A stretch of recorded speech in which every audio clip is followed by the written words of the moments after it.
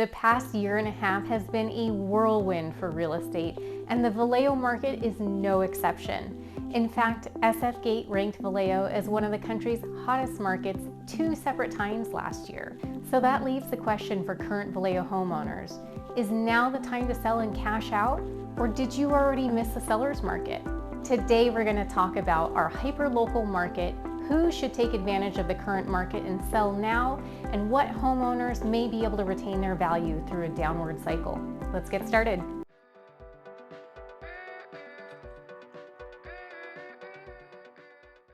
Hey everyone, welcome back to my channel. I'm Erica Monroe. I'm a Bay Area realtor with RE/MAX Gold, and I specialize in Solano County. For the first time in about 16 months, we've started to see some price reductions.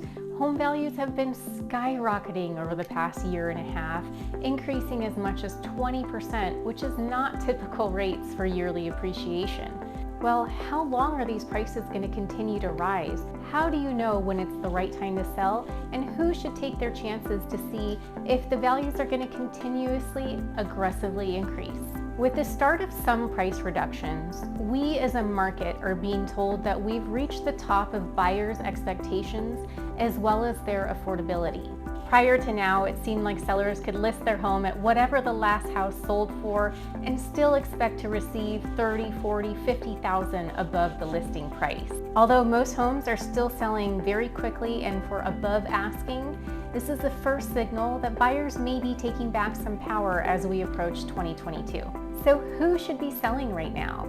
If you are considering moving out of the Vallejo area in the next few years and your home meets any of the following descriptions or criteria, now is the time to sell before it becomes increasingly more difficult and your value drops. Number 1, functionally obsolescent homes. Functional obsolescence means the usefulness or desirability of your home's layout or functionality may no longer be viewed as desirable or meet today's buyer's needs. Examples of this are 2-bedroom homes, homes that have 3 bedrooms and only 1 bathroom, not having a main bedroom or an ensuite, maybe a single car garage or no garage at all. Functional obsolescence is generally very expensive or impossible to cure. Maybe you don't have the yard space to expand the home. Maybe it's going to over-improve your property compared to other homes in your neighborhood. These homes have actually been selling with very little issue in this market. And in fact, my buyers are in contract right now on a 3-bedroom, 1-bath house. It's nicely updated, but would be considered functionally obsolete in a more neutral market. Well, guess what? There were 17 offers on the house, so that just goes to show how well those homes are still selling now. 70+% of homes in Vallejo are currently selling above their listing price. This is due to lack of inventory. As more homes hit the market, homes that have outdated functionality are definitely going to take a hit as far as time it takes to sell, price point they're able to command to sell, and your value is sure to drop once it becomes a more neutral market. Homes with challenging locations have also been selling with ease over the past year and a half. Challenging locations could mean having railroad tracks in your backyard, if you're facing a busy street, if you front or back to industrial space, if you are in a severe fire zone or a floodplain. Buyers have been able to look past this simply because of the lack of inventory. They're still paying a premium because of the competition. Well, again, when the market shifts and becomes more neutral, these are homes that buyers will not consider because they'll have alternative options. So if you have a challenging location, now is the time to sell. Homes with deferred maintenance. Generally older homes that have not been well maintained through the years. Maybe they still have single pane windows, perhaps it needs a new roof, or there's extensive dry rot or termite damage, a dilapidated deck that needs to be replaced.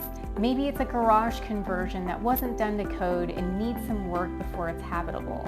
Deferred maintenance homes are still selling, often above the listing price, and sellers are not having to offer much or if any credit at all to buyers. Deferred maintenance homes are going to be some of the homes that sit on the market longer than all others because buyers won't even entertain going to look at them. It's a lot of work to consider replacing a roof, and if you have the option of not doing so, of course you're going to go that route. Owners of deferred maintenance homes should really consider taking advantage of the low inventory market. Interest rates are still low, which leaves a little extra money in buyers' pockets to deal with such maintenance.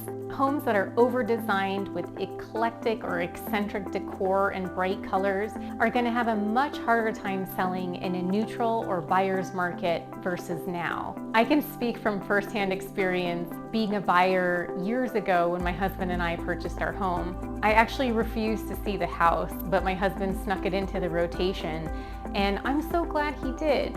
We actually got the home for below the list price. It had neon yellow walls, the cabinetry was tan with blue and green piping, had burnt orange countertops. The laundry room was hot teal with neon yellow piping. It was a huge eyesore, and I know that the seller thought it was really beautiful and it fit her style. But buyers have such a hard time seeing past really eclectic decor. A neutral canvas is going to bring in a larger pool of buyers because they can actually visualize themselves living there. Over the past year, buyers have found the ability to look past the eccentric colors or decor. They've been able to focus on the functionality and overall quality of a house. This isn't the case in a neutral or buyer's market. When there are several houses to choose from, of course a buyer is going to go for more of a turnkey look or something that's neutral that they can make their own. Now, the homes that may fare better or will fare better in any market, regardless of whether it's seller, neutral, or buyer's market,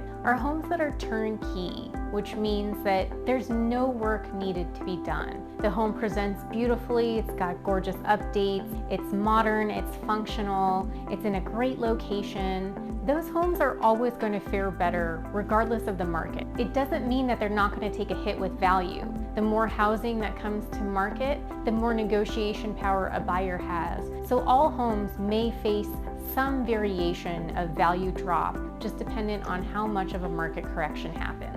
Homes with exceptional qualities or amenities will also fare better in a more neutral market.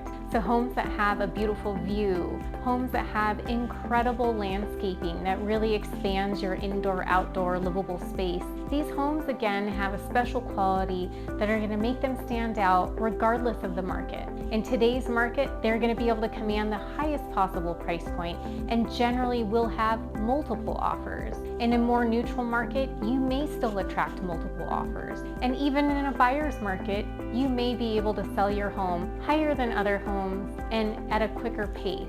Ultimately, it'll depend on how the market shifts and how aggressively it shifts in order to determine if you're able to retain value or if you're going to take a hit. The driving force behind today's very active market is the lack of inventory and the low interest rates. While more inventory is expected to reach the market, there are landlords who have not been able to collect rent over the past year and a half. With the eviction moratorium coming up in October, more rental homes are said to be hitting the market for sale. There are also folks that purchased a second home during the pandemic and they're getting called back to work, so the anticipation that those homes will hit the market. So if you are a homeowner and you're thinking about moving out of the city in the next few years, I implore you to think about taking advantage of the current market.